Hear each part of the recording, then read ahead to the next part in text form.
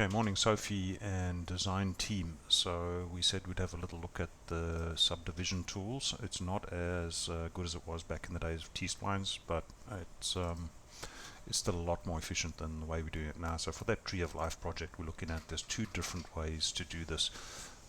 What I would call a more precise way, and then what I would call a sloppier way. So let's go the sloppier way first. So I'm just going to go to the standard curve menu. I'm going to pull out an interp curve, and we're going to just do the one tree. So what I'm just drawing a curve along the spine of it, of the branch, and I try to find the longest section. Kind of looks like it's this one here. It goes over and under and over and under and ends up there somewhere.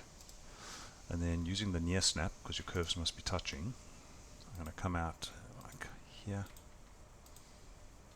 to there, and you've got another branch coming off kind of there, and then just follow around like that, exactly the same thing. Alright, and again, like I said, this is what I would call the sloppy method.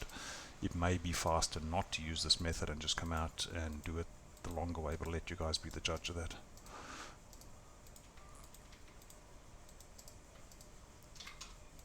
I should have picked a branch with less detail, right?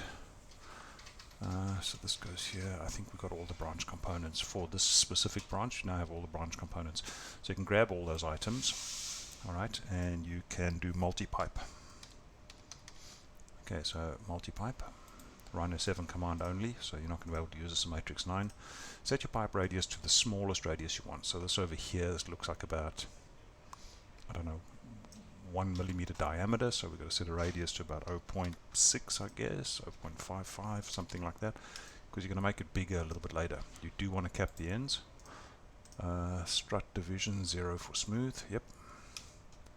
Okay, so what that's done, it's built one big T-spline for you, one big subdivision model for you, which means if you go into the subdivision tools at the moment, so if we come inside here, let's lock my curves, so cell curve and lock them. Go shaded. It means if you use the subdivision tools up the top here and you go to edge mode, let's pull that over where you can see it. It means you can grab these components and you can scale them and make them bigger and smaller to make your branch bigger and smaller, that kind of stuff, and move it around. Probably do that in the top view, I imagine, so that you can get your shape correct. Move that there, scale it a little bit bigger like that, and remove a couple of divisions if you don't need them. So exactly the same as editing curves, except that you're editing a surface. Alright, so I'm going to grab all those and delete them. Then this we need to go, you can see we need to go bigger there, we need to go bigger there, etc. Now this to me is a very, very sloppy method because it relies on, you know, cheating a little bit with the curves initially and then coming in to fix it afterwards.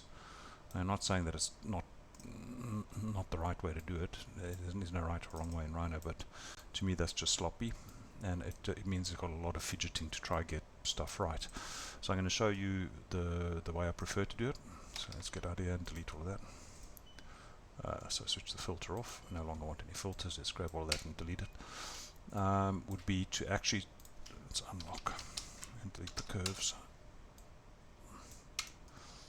and just relock that surface. I prefer to come in and actually draw out the surface itself. So you start with just with one surface, draw it out with one subdivision surface like that. Works easier to put yourself in block mode, so look up the menu over here. You can see you can toggle the display between smooth and block, so do block, and then go to append. So append is here, mesh, bridge, stitch, insert, merge.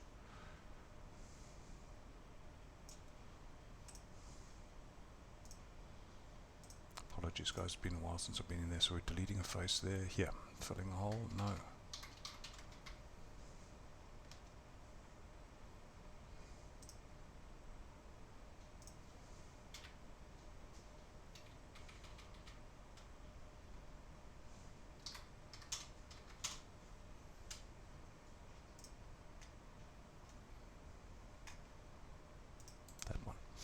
Alright, so then set yourself to, this is the one you want to work with, and when this comes up, go multiple faces and set your polygon type to quad on the top, and you can work your way around. Now what I like to do, because you can need some precision for the up and over, so think about the way that you're going to move this branch that you can see goes over the other branch.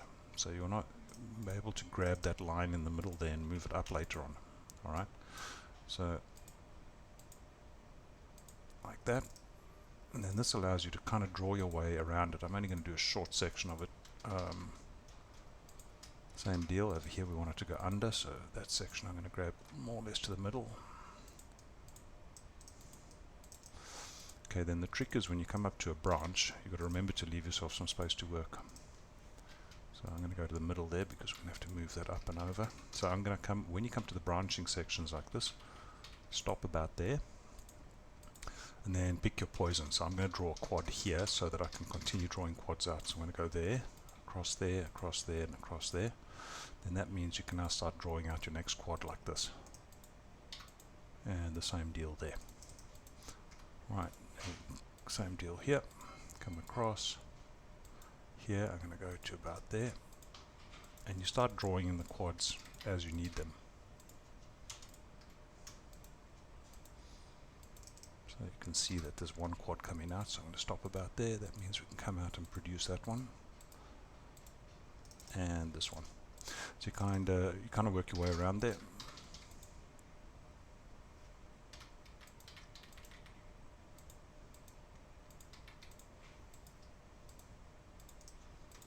And again, I say I should have probably picked something easier to start with. Picked the worst branch ever. Alright, so I'm just going to work my way around there a little bit, and then we'll finish up.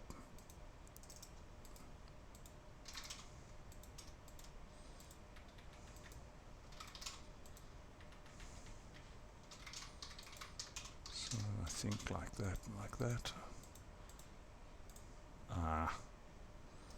Control Z. Control Z. And we want to come there. We don't want to snap. Control Z again. We don't want to snap onto that. We want to snap out about there. So watch your snap points.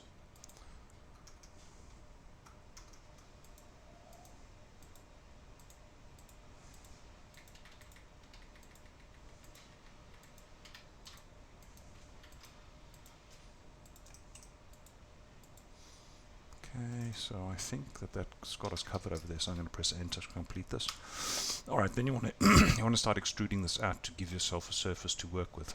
So presumably you'd finish this branch here and that branch there first, but just to keep this short I'm going to grab all of these. So I'm going to go to face mode. I'm going to select all those faces and I'm going to extrude. So I'm going to just go in a viewport here. You see that little circle there? That's an extrude button, so if you pull that up you can extrude these faces straight up. And when you go back to your soft mode now, you'll see that you kind of got that branch happening. Okay, so a little bit of magic right there.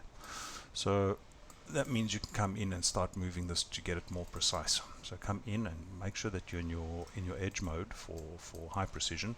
And this means most of your stuff is already here now, so you don't have to bugger around. You've got that kind of shape going over there. This shape coming in nicely here. You're going to move that out a little bit over there. So this gets you to where you need to be a lot faster. I'll bring that one in a little bit, make that branch tighter, same thing over there. Alright, so then you can sit and tweak until you get what you need for this. I'd probably set yourself in ghosted mode so you can see through the T-spline.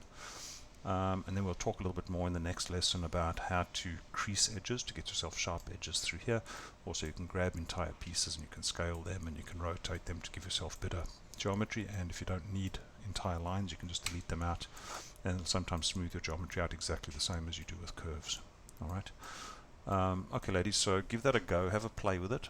Like I said, I prefer the second method of appending because you get to where you need to be pretty quickly. Alright, cheers.